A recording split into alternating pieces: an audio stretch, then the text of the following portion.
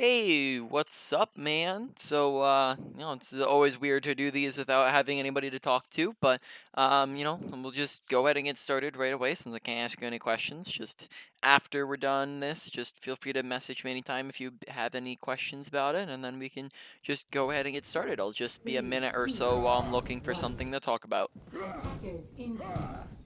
Defend objective.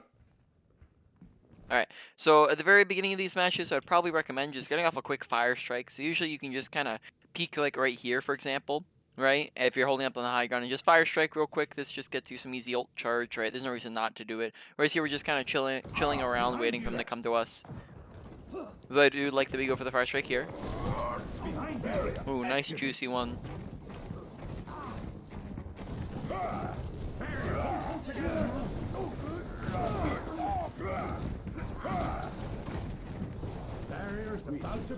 Alright, there when we see Doomfist punching in, that might be a good opportunity to go for a counter charge on him.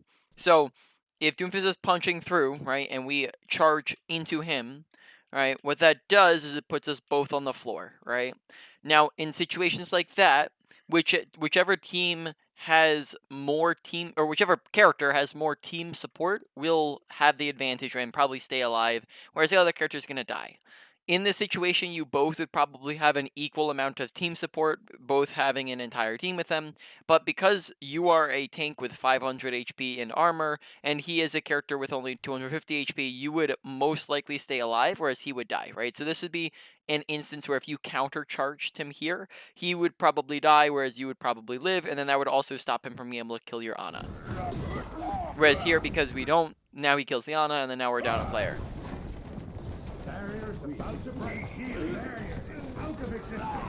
Oh, missed the fire strike.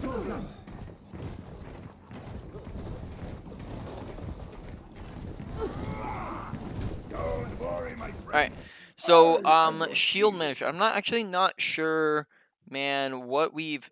I can't recall what characters we've gone over in the past, so I'm not familiar with if we've done any Reinhardt stuff as of yet. But let's just go with the assumption that we haven't, because unfortunately it's been a while and I don't remember what characters we were on. But in any case, here on Reinhardt, let's talk about shield management. So, while using your shield, you have a couple different, a bunch of different things that you will use your shield for.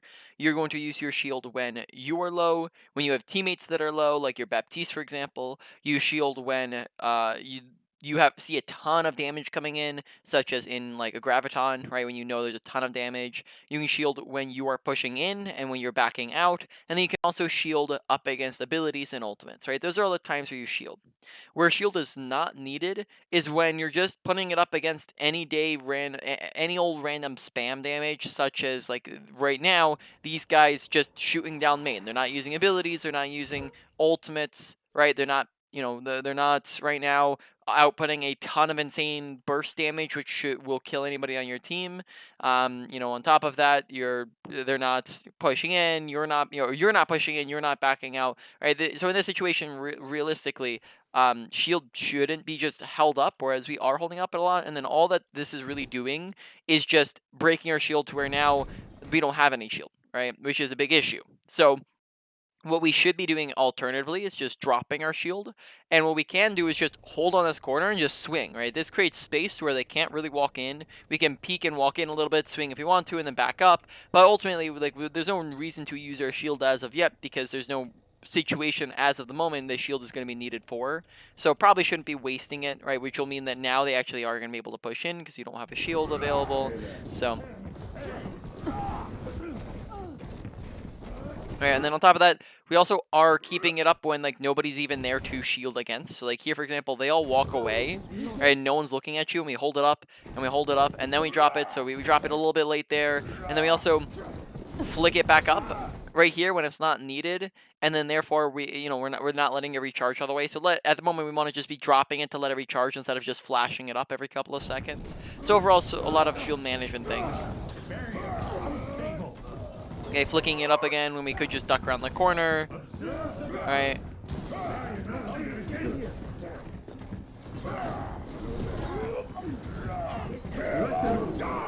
Okay. Here...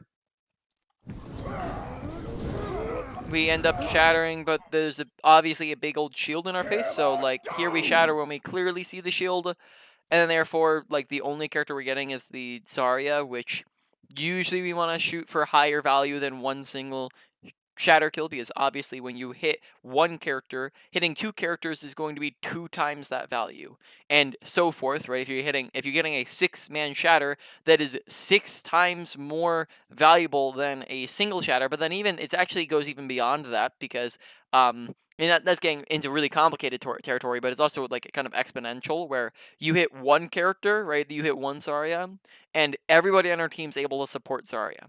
But the less characters they have to support them, the more value you're getting. So if you shatter 6 people, well, now there's absolutely nobody on their team who can help the other characters, right? So therefore, it's not just 6 times the value.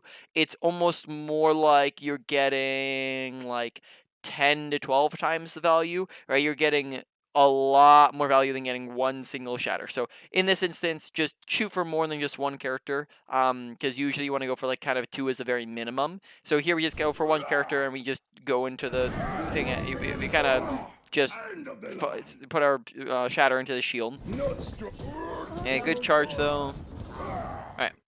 Overall, we approach the fight pretty decent. Right now, we probably want to be pushing him really aggressively, right? Like, what's gonna stop you guys, right? They have, you know what? It's a 1, 2, 3, 4, 5 versus a 1, 2, 3. Right? And McCree's not even there with you, so here at the moment, we could be just running after Sigma, and then that secures a stagger kill, right? So we want to be getting very, very aggressive at the moment and going after him, because we can. There's nothing stopping you. These guys are all the way back there.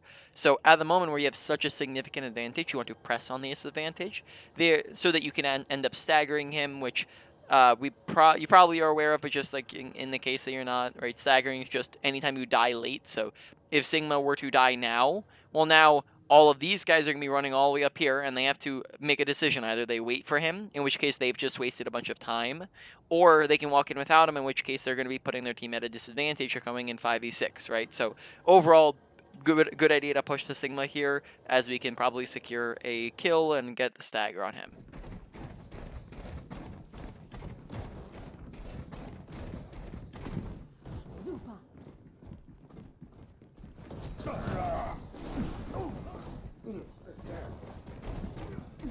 I'm keeping tabs on you.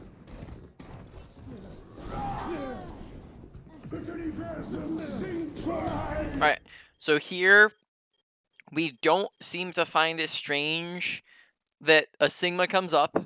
Alright, Sigma comes up here, and then we don't seem to find it strange at all that Sigma's no longer there, right? Whereas what this is telling me is that Sigma is deciding, I don't want to go high ground anymore, right? Well, if Sigma is deciding, I don't want to go high ground anymore, well, then that obviously means that the team is going somewhere else that is not high ground. And, you know, look at that. Well, now, you know, in fact, you see that most of the team is going main, which is not high ground. Well, we can hear this because McCree is shooting. So we have the awareness that we have the cue of Sigma, who rotated. We have the cue of the McCree, who just shot, and you hear all the footsteps too of the characters who are doing it. So this is visual awareness, audio awareness of paying attention to our environment, and then therefore we're going to be able to stop these guys. But here we don't seem to notice, and then therefore we just kind of let them walk down main for free, and our team as well, our entire team does not notice, right? No, not a single person on our team notices, and then therefore they're able to just walk through. Whereas if what we wanted to do was to contest them while they run through this, and then that way they have to walk through this area where this is a mix between a choke point and a no man's land, where there is no cover anywhere, and it's like a funnel. It funnels them all into this little ball, which makes them very easy to shoot and kill. And we could have contested that very easily, but we didn't. Okay. That's a situation where shield is necessary because we're blocking ultimates and a lot of damage, and Baptiste is low. We put up shield very late here, where we probably want to be shielding here. That would stop Baptiste from taking damage. And then on top of that, we're kind of being almost selfish with our angle of our shield, where we want to make sure with when we're angling our shield that we're angling it for our teammates. So here, if we were to just angle our shield so we're looking this way, alright, now our shield is blocking Baptiste as well, but we're not angling our shield, and therefore Baptiste ends up dying here. So we want to make sure when we're angling our shield, we're angling it to help our teammates out as well, because we're using our shield not just for us, but for our teammates as well. Okay. Right now we want to be shielding there or swinging. There's no reason to be shielding at the moment. We are fully, we're full HP. We have 462 health. There's a Sigma right next to us. As we block the rock, or sorry, we actually don't block the rock. He gets it through somehow. But after that point, we should be swinging now. But we kind of still sit here and shield, and still sit and shield, and still sit and shield. And then now we're getting aggressive, right? Whereas we probably should have been doing that earlier on the Sigma. Right? There's no reason why you shouldn't have been doing it on the Sigma, right? When you have shield and when you have health, we want to be getting aggressive and doing things. Okay. And then we're kind of just still chilling around and not doing very much. So during this entire fight, we didn't do anything at all, right? So like from the beginning of this fight, right, we had 47% on our ult chart, or like let's see, did we do any damage, right? So we go through this, okay, no damage, nothing, no damage. Okay, we hit one swing. No damage, nothing, no damage, nothing, nada, right? So during that whole fight, we got 2 swings in, right? And that's it. So we want to make sure that we are going to try to output more damage, right? We're trying to output more things. The problem is that we didn't have any output, right? So our impact on losing that fight is our lack of impact, right? It's the fact that we didn't do anything at all, right? It is as if we were basically dead there, because when we don't do anything, we're not participating. We're not adding anything, and then therefore we're essentially putting our team down a player, right? So we want to make sure we're in there doing things. Don't just hard shield bot on Reinhardt, which we've been doing quite a bit so far. Reinhardt as a character likes to be in there doing things and swinging, right? If you're just going to hard shield on Reinhardt, you are much better off on a character such as Orisa or Sigma, because Orisa and Sigma can both shoot and use abilities all while shielding, whereas Reinhardt cannot. He cannot swing, he cannot fire strike, he cannot charge or shatter while shielding, right? He can only do one or the other, and so far we've just shielded and that's it. So we're basically not doing anything, right? So we want to make sure being more active, doing more things, right, is a big thing there. Okay, okay, good, we have all our teammates with us.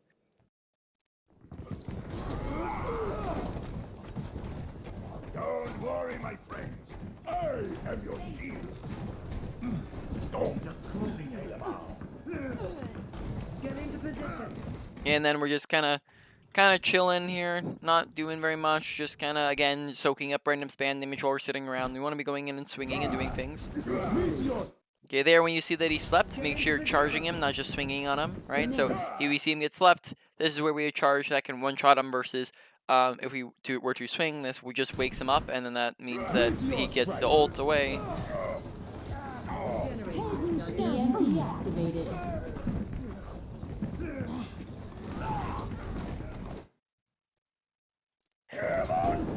Okay.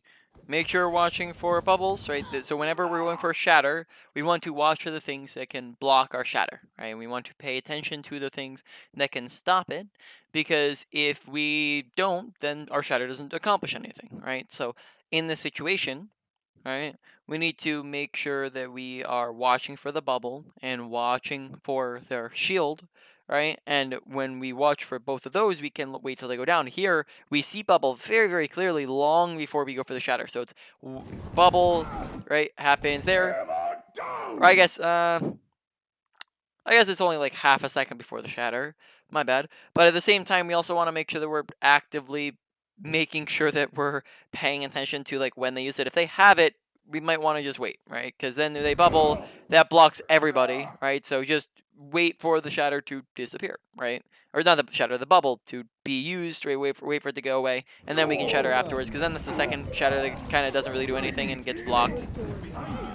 Don't swing when you're 100 HP. Just keep on shielding and backing up. Even if, it's better for you here, you're going to have a higher chance of staying alive, right, in this situation, if you just keep backing up and shielding, because only one single Zarya can shoot at you here, right? Whereas you can probably get healed through that. Once you drop your shield, well, now 3 people can shoot at you, right? Zarya, Kree, and Sig. So here we die if we drop shield, so we probably should keep up our shield, yet we drop it when we're 1 HP. So we probably, 100 HP, so we probably should keep it up there. Prioritize staying alive over trying to do things.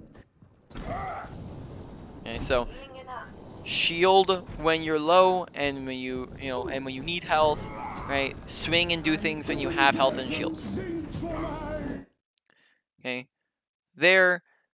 Wouldn't it be much better, right? You're going to be here. We kind of hard when you're holding shield, you move very, very slowly, right?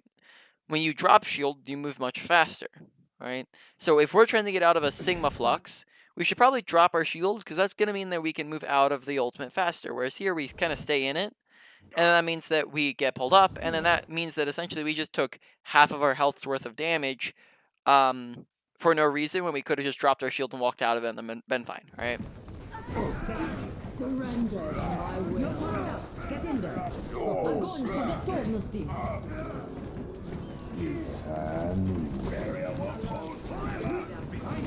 Okay. Miss Fire Strike. Did we... And then we didn't have shield because it got broken.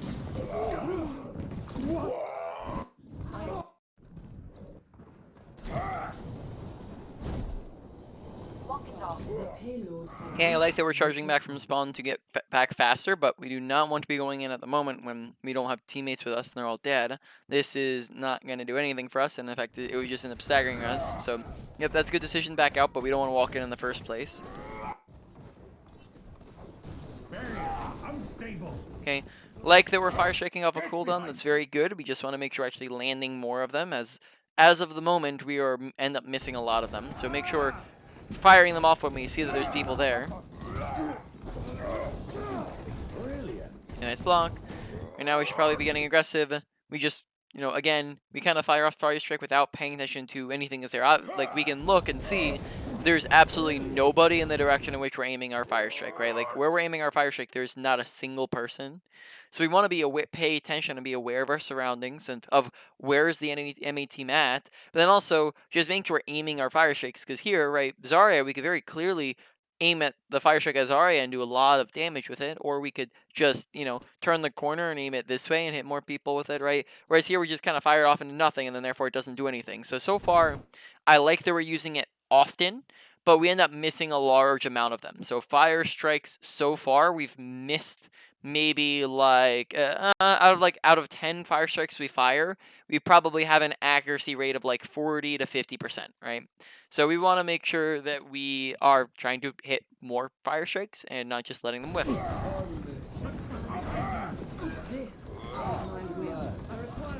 Okay, again, kind of missing the charge, so in that situation, jumping back can maybe give you more space to work with. If you were to leap it backwards, that can give you more space to work with. On top of that, aim ahead of where she's moving. Don't charge where she's at. Aim ahead of where she's at, right? Because then she just moves out of the way.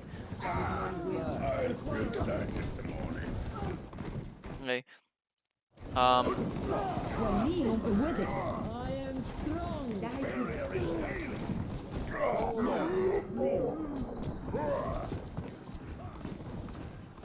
Okay. Audio awareness, we don't pay attention to the Zarya who slept on the side, who we probably could have charged, because we're not paying attention to our audio. We also saw Zarya walk past us here. Like, we see, you know, Nano Boost Zarya walks past us, and we hear her get slept, and then we take no effort or action at all to kind of get to her, right, which is another awareness thing of paying attention to our environment. On top of, I guess that's it for now.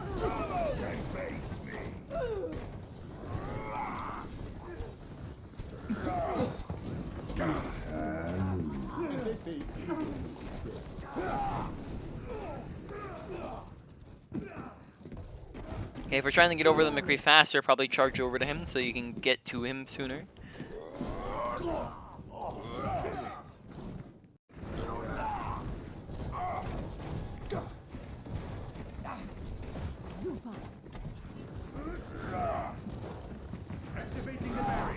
Okay, end up missing another fire strike. And we miss it on the McCree as well. But then I think we did hit one on the Sigma.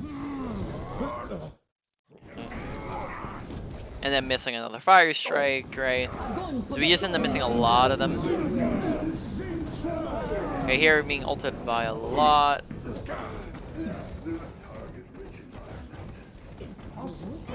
Alright, but the issue is that we're still kind of just sitting there shielding when that's not what Reinhardt wants to be doing. So as of the moment, right, we have two choices. We can probably back up a little bit and use more cover, or we could be running in and doing things, right?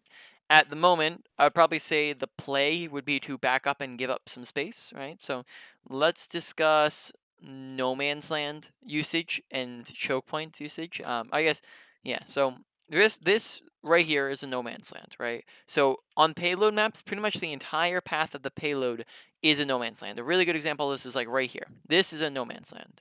There's absolutely no cover anywhere here, and therefore, if you are standing in the middle of this, you are going to take a whole heck of a lot of damage you can't dodge away, right? If you remember when our other, when you ordered last other sessions, right, we would have talked about cover usage. Good positioning is the usage of cover, whereas bad positioning is the absence of cover, right? So when we have cover where we can do this, they can't see us, can't see us, right? That is good cover. This right here is bad cover because they have nowhere to run, right? No cover at all, right?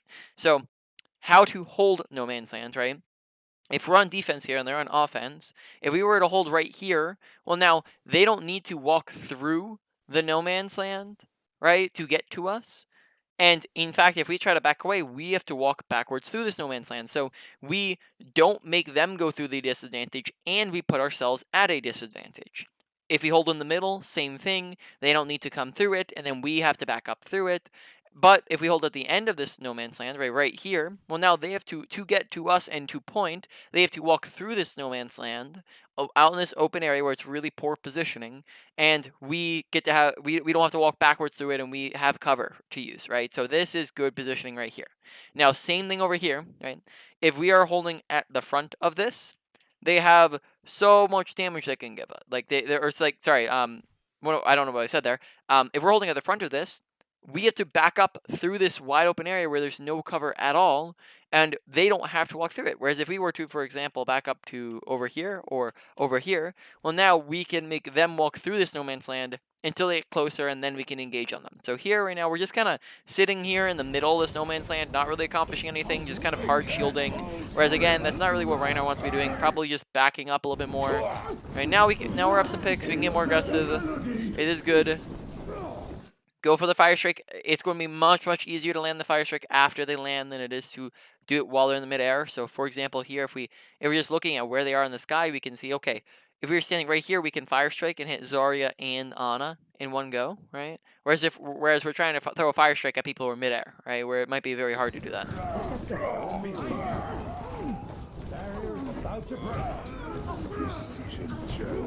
Okay. Keep swinging, yeah.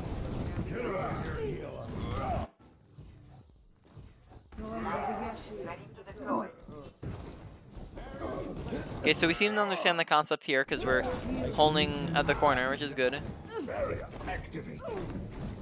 Right, we're holding at the corner, which is good. Okay.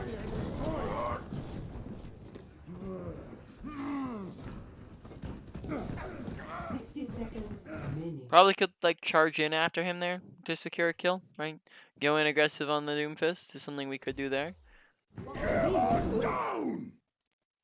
Okay, yet again, we're not getting very high value at all with this shatter. We're getting one single person. So here we see two people, but I guess Doomfist did uppercutter.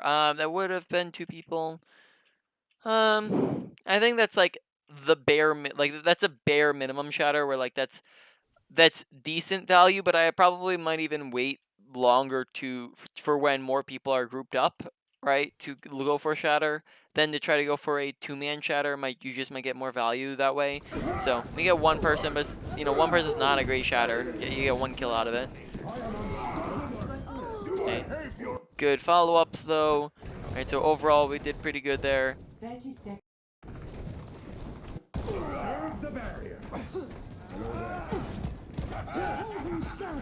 Okay, a lot of shielding for no reason. Alright, you just end up wasting half of it, and then we drop it for a little bit, and then we put it back up. So we all this time, okay, so now we need it because we're backing up, right, which is, good idea. But we just end up wasting a large portion of it to where now we don't have it at all. We also, so far in this fight, have not swung or done anything so far, so make sure we're in there doing damage, swinging, accomplishing things, because so far we haven't done anything at all, right? We just kind of sat around. Okay.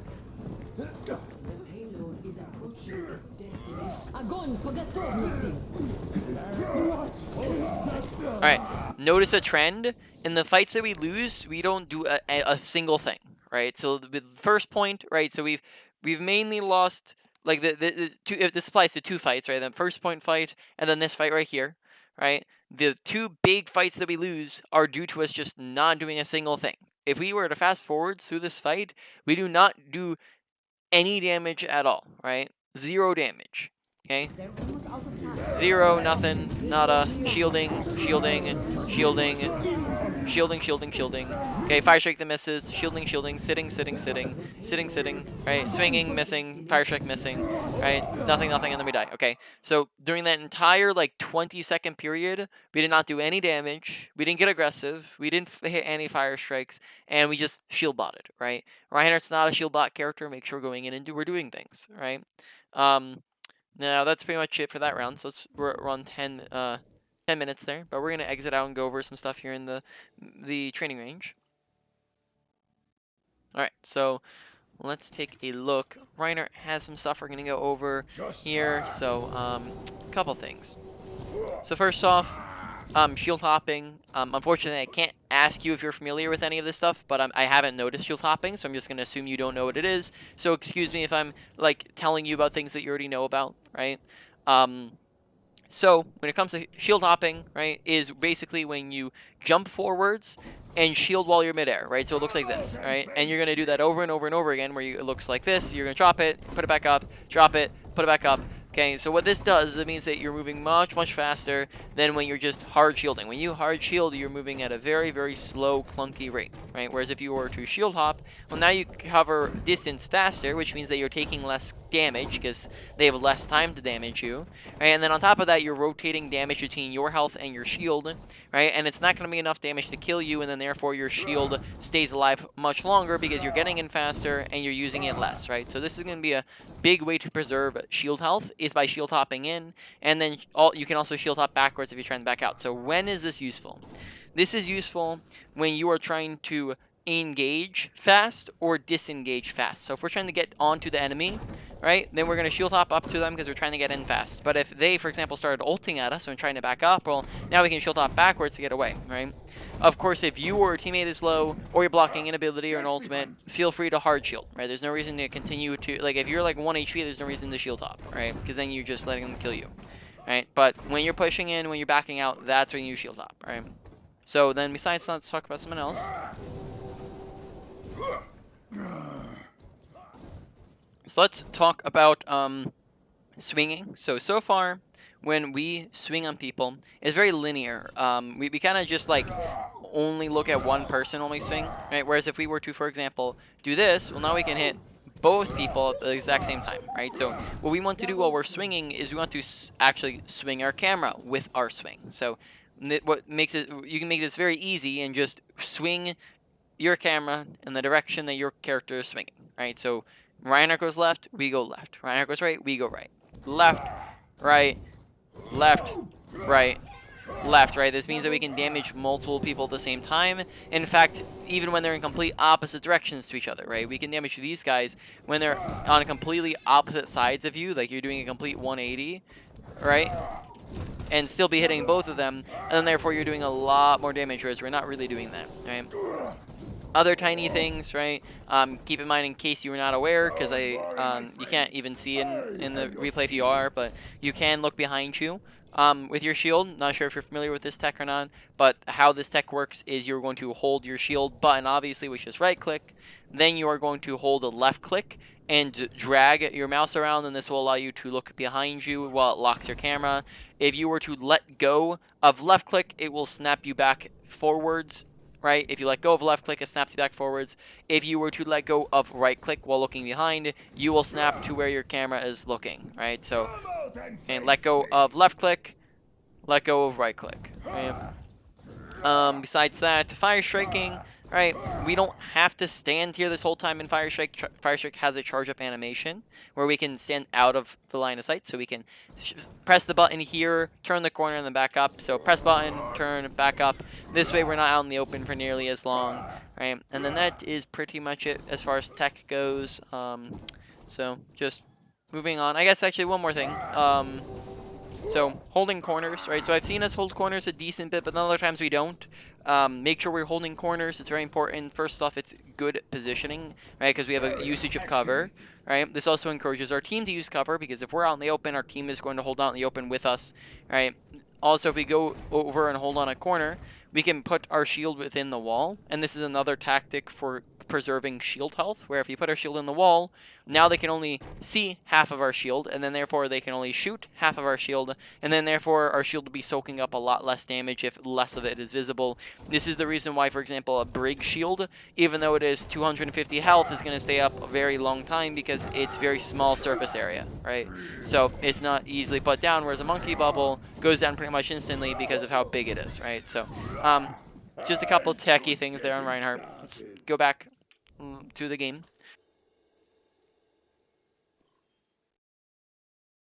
Welcome to Rialto. Ready for battle. This is not it. Wrong game. We were on Numbani, but I'm not sure. Oh, it's a 25-minute game. Traveling to Numba. Ready for battle. Ready for battle. All right. We do not want to go main. Main is probably the worst, maybe second worst possible direction we could be going here. So, we already discussed no man's land, and choke points are very similar. Choke points are funnels, right? So, for example, this is a choke right here, right? It's a very small enclosed space where if you were to walk through it, you'll be receiving a very ton amount of damage, right? You'll be receiving a lot of damage. This is a mix between a choke point and a no man's land where there's no cover at all, and you're walking through this tight little enclosed space, and on top of that, they also have a high ground in which they can shoot you from very easily, right? This left room is literally going to get you to the exact same point, but you will be receiving very, very little damage because they cannot shoot at you nearly as easily. You have a lot more cover to work with, and then on top of that, it's also going to be pretty much a surprise advantage to where they won't know that you're here for the most part until you're already on point, unless they're paying careful attention. So main is one, besides going all the way left, probably the worst option you have here. So either go high ground or under, and then those are the two directions in which you probably want to be going through here.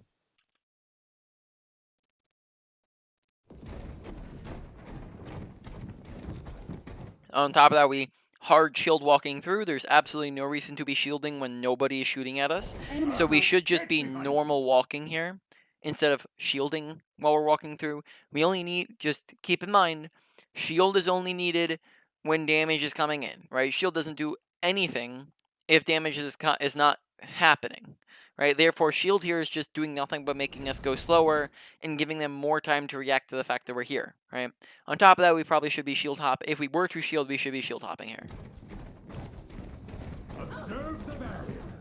That's it, Bester. The objective is mine. Join me if you will. Okay, right now we should be going in and engaging and swinging because the fight is beginning. We have health, we have shields, right? When the fight is beginning, we get aggressive. Let's talk about aggression scaling real quick. So, in general, you have a scale when it comes to your aggression, right? At 100%, you have very aggressive. At 0%, you have very passive. And at 50%, you have neutral aggression. In any fight that you come into, you're pretty much coming in at neutral aggression. The fight begins, you should be at neutral. That means as of the moment, we should be swinging, but being careful while we're swinging, right? Whereas when we start to get when we have resources and advantages, we get more aggressive, and when we have a lack of resources and when we have disadvantages, that is where we play passive. So a very easy way to say this is with characters, right? So we might have talked about paying attention to kill feed in the past, right? That might be been something we talked about, but really easy way to go about this is to look at how many characters do teams have. So if your team is up one player, you're going to go from 50 to 60, right? Because you got to kill. When you're up 2 people, you're going to go up to 70, 3 people, 80, 4 people, 90, etc. Right?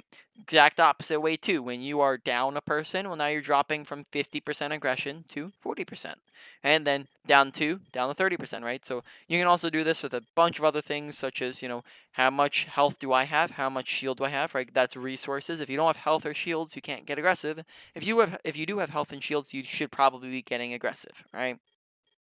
As of the moment, the majority of our gameplay has been us stuck at a 20% aggression, where we have just kind of sat around and not really done anything, as if our team has lost the fight, and we've kind of just we're playing not how we should be playing, right? We're playing way too passive, right? And that's been the majority of our gameplay. Whereas we want to be 50% on average and then adjusting up and down accordingly, right? Here, let's see, do we shield? No, we sit around and we sit around and we sit around and we miss the charge, right? And then we sit around and we sit around and we finally go in and swing, but what we go in and try to do damage, but by the time we go in and try to do damage, the fight's already lost, right? We've already lost 2 players and we're half HP. So by the time we've accomplished anything, we are already losing this fight, right? So we want to make sure going in, we're doing things, we're not sitting around and doing nothing.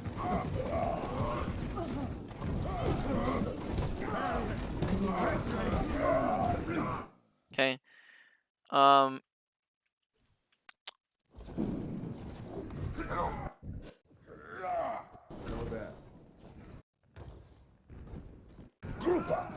Get here.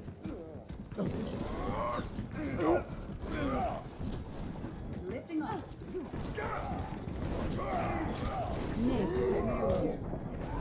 Okay, when we're coming through this choke point, this might be a good idea to have a shield up, because this is a situation where you're going to be taking a lot of damage and you need to kind of take some space here. So here you can assume there's going to be abilities, there's going to be ultimates, there's going to be a ton of damage because we're in a choke point. So this is a situation, and we're also taking space.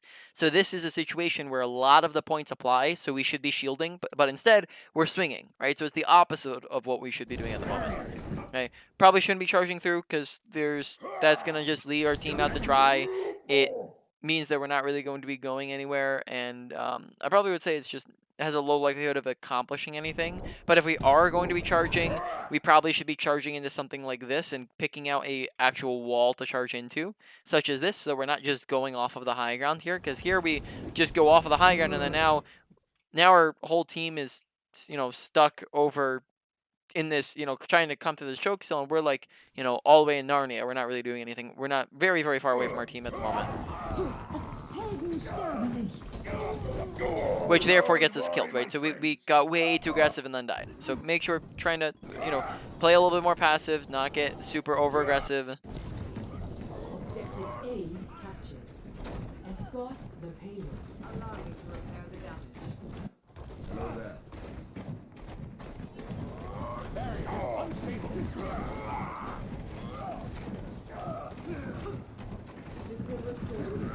Duplicating McCree. Огонь по готовности.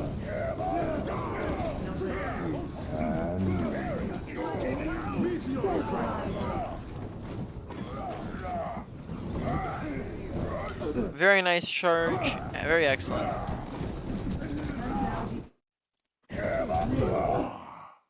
Massive shatter. Very, very nice. Very clean. Though we are 1 HP at the moment, so this could end up going poorly. Yeah, we die. Very, very massive shatter. Yeah, let's actually look back to like the second before we shatter. Okay. So here, we end up getting a little bit aggressive, right? So at the moment, we're down a teammate, and we also have shatter, so there's no reason to, if we're looking for shatter, there's no reason to be swinging here. Maybe it could be shielding, but now well, as of the time in which we're trying to shatter, we're down half HP, and then we also delay for half a second. Honestly, not a lot that we did wrong there. It's just like we ended up getting purple, which is the big thing, so that's unfortunate. Maybe could have shielded like half a second longer, but that's pretty much it.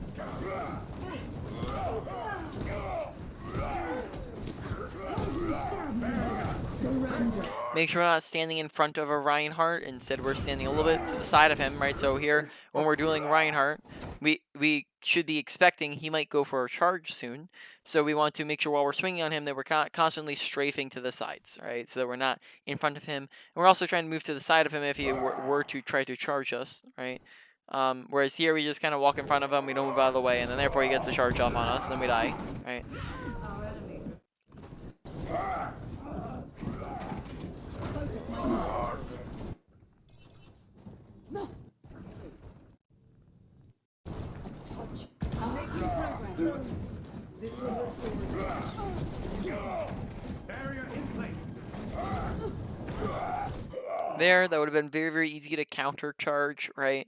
Same thing as I was talking about before in the Doomfist, right? If we were to countercharge here, we would have more team support than Reinhardt, because where we would go down is while we have a big fat shield right in front of us, right? And our entire, and you know, actually they don't have a lot of, you know, and then Echo and Sigma can shoot at them, and we are protected by the shield. So here this would be a very excellent situation to countercharge, and then that would stop him from pinning you. Whereas here we just let him pin us, and then now we're down to like 1 HP, right? Miss the fire strike. Wanting to put more effort into those, make sure we're actually landing them.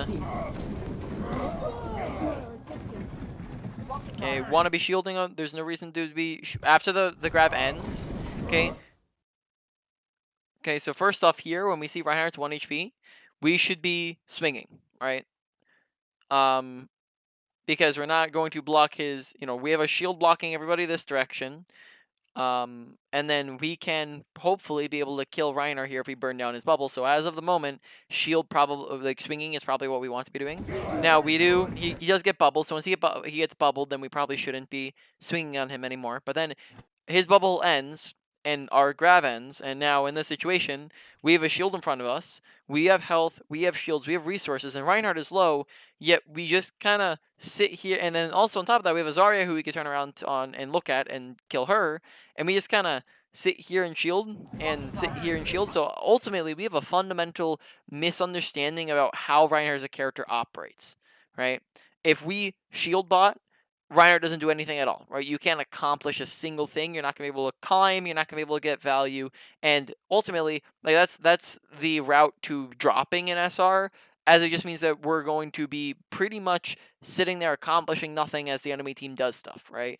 So we want to make sure that we are actively looking to do things, because we end up not doing things a lot, right? Okay, another misfire strike. Okay, more just kind of shielding on random spam, not really anything in particular. Good kill on Doomfist though. I like that we peeled for him. Another missed fire strike. Okay, shield topping forwards, and then also we're just low shield, we're not really managing it correctly.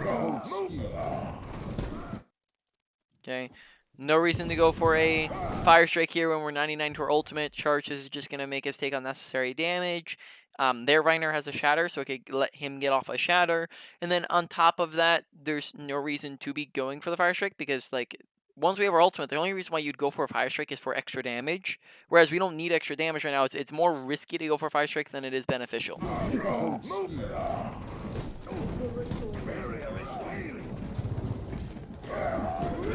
Okay.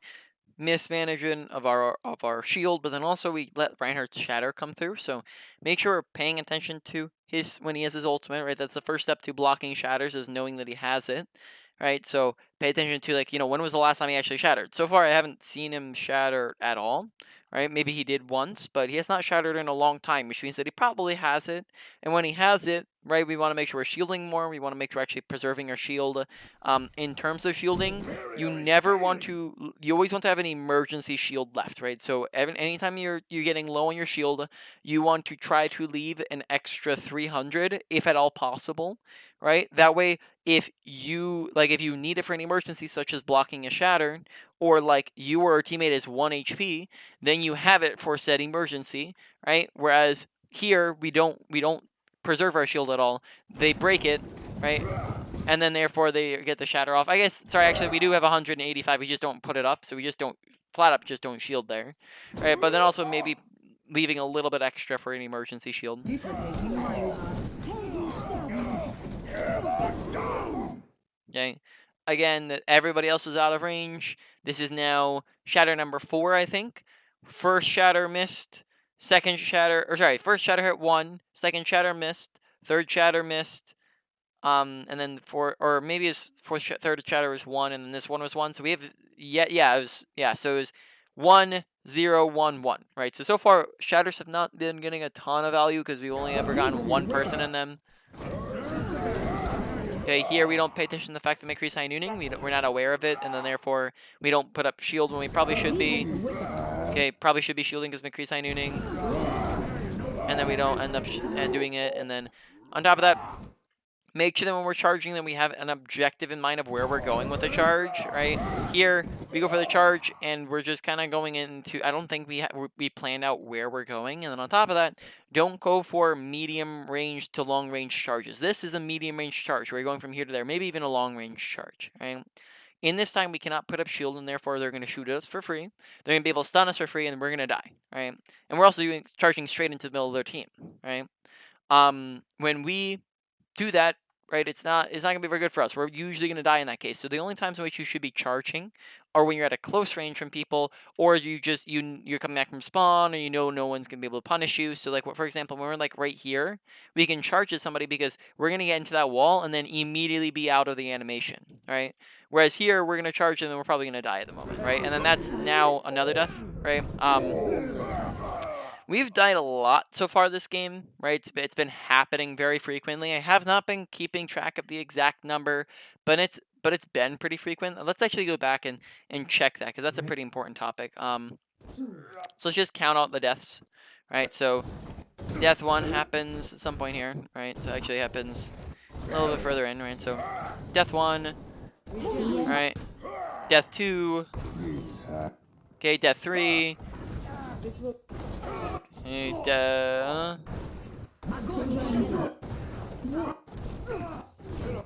alright.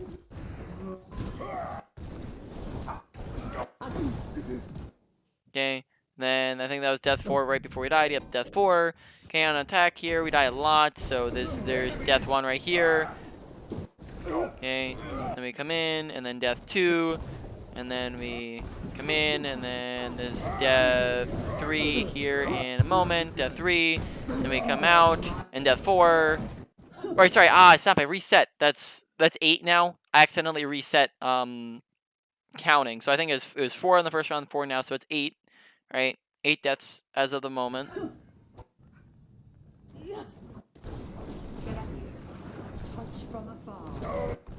Okay. And then there's death 9. Right, so that's 9 deaths. Take out 2 minutes of spawn time, right, for in between rounds. So that's 9 deaths in 13 minutes, or sorry, 16 in 14 minutes of gameplay, right? Which isn't too terrible of a thing, right? I don't think that's very terrible. That's actually a pretty that's a decent death rate to have.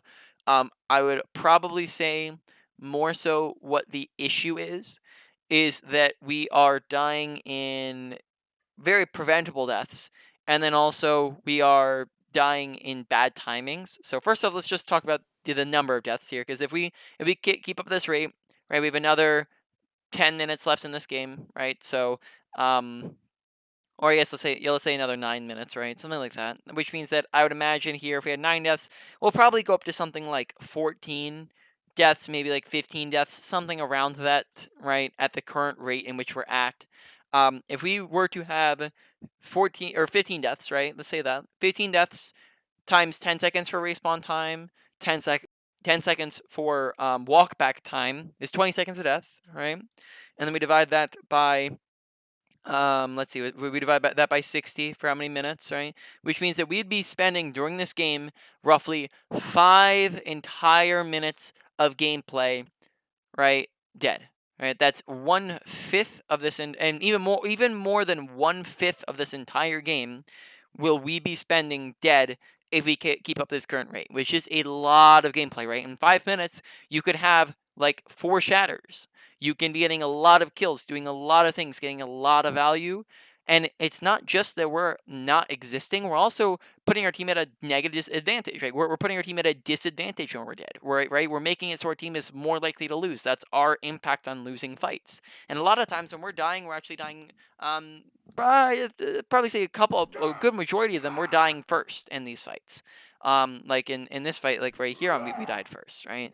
Or maybe, I guess, maybe we aren't dying first, but I mean, we're not dying last, right? So compare, for example, if you die first 3 versus last 3, right? If you were to die 1, 2, or third, that means that you're having an impact on losing that fight. Whereas if you were to die 4th or 5th or 6th, a lot of the times in those situations, you've already lost the fight by then, right? In most cases, you have lost that fight if you're dying 4th, 5th, or 6th. In fact, that can be even better if you're letting them kill you than if you tried to stay alive. So overall, try to stay alive. Survivability. Pay attention to why you're dying, right? So besides that, let's discuss just like the thing, what things kill you, right? There's 4 main things that kill you. First off is poor positioning, right? When we're just not positioning correctly. Second is a lack of awareness, so we're not paying attention to our environment. Thirdly is a misuse of abilities, such as if we charged into their team like we just did, or we didn't hold up our shield when we were 1 HP, right? Like we did as well, right? We have done that as well. And then fourth is an overaggression, such as charging into their team or running way too far forwards, right? Which we have done as well, right? So pay attention to the things that kill you and try to prevent them and stop them from happening. Probably say we have a good majority of we've had all of the reasons. It's probably spread out between all of them. So just pay attention to those things and try to stop it from happening, right? So, one moment, I'm just going to take a sip of water and then we'll get started on the strengths and weaknesses, main points, and then wrap up the session from there.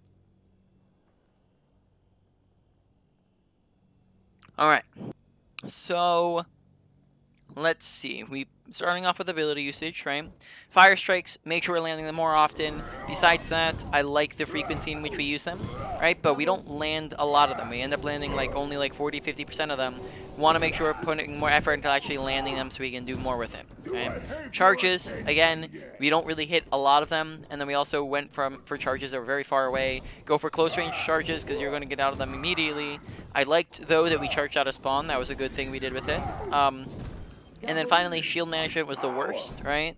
Shield management, we are a very big shield bot. Don't be a shield bot, right? Go in and do things. Swing more, right? Shield is needed when you are low, teammates are low, when you are pushing in, backing out, and that is where you would be shield hopping, right? You need shield when you're blocking abilities and ultimates, and you also need your shield when there's a ton of damage coming in. You do not need shield for the rest of the time, and you don't need shield for any random spam damage. Yeah, we hold it up anyways in situations where no damage is coming in, and when there is very little damage coming in, right? So we want to make sure that we're not doing that, right? But we're letting it charge, right? On top of that, let it actually stay down and charge when it needs to charge up. Make sure we're trying to block shatters, and that's that's another thing, just keeping in mind blocking ultimates. And then trying to think, is there anything else with it? Angle it so that it's blocking your team. You look behind you by pressing left click while you're shielding. And then I think those are the main things. Put it into a wall, into a corner to keep it alive longer. Shield top to keep it alive longer. Focus on just swinging more and doing more things, right? So that is ability usage. I'd probably say ability usage is pretty high on the list. I'd probably say ability usage was a... I don't know. This is hard. I think there's a mix of everything here. Probably say ability usage gets a medium-high priority of things to work on, right? Ultimate usage, make sure we're going for more value. Make sure we're trying to do more things with it, because we're not really doing a whole lot with it. We're getting go for more, be more ambitious with it. Go for more than one person. Try to make sure you're paying attention to what things can stop it, such as bubbles and shields, and trying to get around those things. So we're going for more than just one person, right? Because we've only ever gotten one person with it. Right? Besides that, the timing of when we use it is good. Right? That's one thing that we did do good with it. Overall, I'd probably say ultimate usage goes to a medium priority. Right? Reinhardt does not have mechanics, so that's not something we need to worry about. Moving on, positioning. Position on corners. no man's land, respect no man's land, and choke points, right? So hold at the end of them, not in the middle or the front. And when you are forced to walk through them, take a different angle if possible, take a different route if possible. But then also, if you do have to walk through them, then shield hop and try to get through it as fast as possible, right? And you can also move from cover to cover. So maybe instead of just going from here to there, you'd move from here over to here, right? Recharge some abilities and shield and whatnot, and then hop over to the other side, right? Something like that.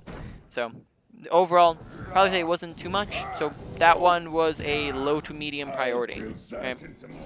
Moving on to awareness/aggression, because those two are mixed in together.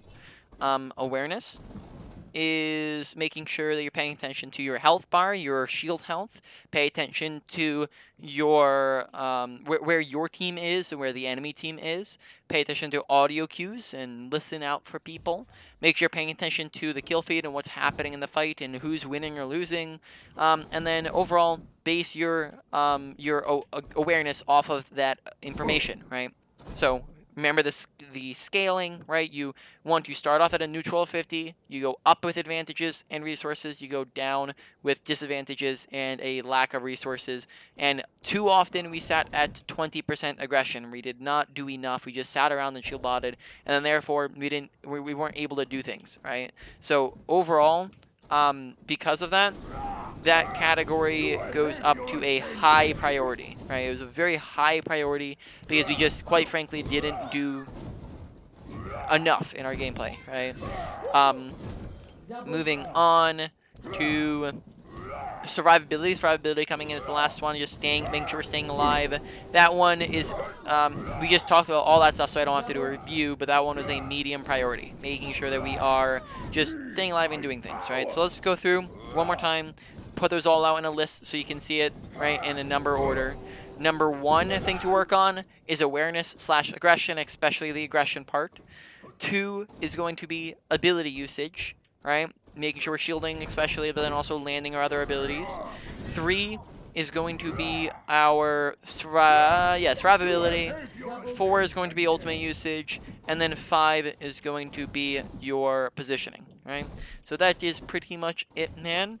Let me know if you have any other questions about anything that we've talked about or just anything else in general in the game.